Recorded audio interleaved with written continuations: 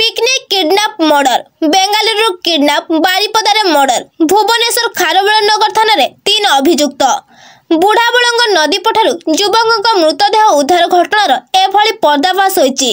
मृत युवक हेले केन्द्रापड़ा जिलार चंदन कुमार स्वाई किंतु बुढ़ाबलंग नदी पठारु बारिपदारु बाहरिथिला तांको मृतदेह तांको सुचिंतित भावे हत्या करा जायतिबा अभियोग होईछि। चंदन एवं तांकर किछि सांग बेंगालुरु काम करुथिले तेबे सांग माने पिकनिक करबाकू कही भुवनेश्वर बारिपदा डकाइथिले आउ किडनैप करिथिबा नै परिवार को फोन जगे 50 लाख टंका मागिथिले। एहा परे परिवार लोके खोजी खोजी बारिपदारे पहुंचिथिले। परे नदी बालीरु युवकक मृतदेह को उद्धार करा जायथिला। गतकाली बारिपदार बुढ़ाबलंग नदी पठार बाली भितर पति होइतिबा एक मृतदेह देखि स्थानीय लोके पुलिस को खबर देइथिले। आउ सेपटे तीन अभियुक्त मर्डर करिथिबा स्वीकार करिथिबा मते सूचना मिलिछि।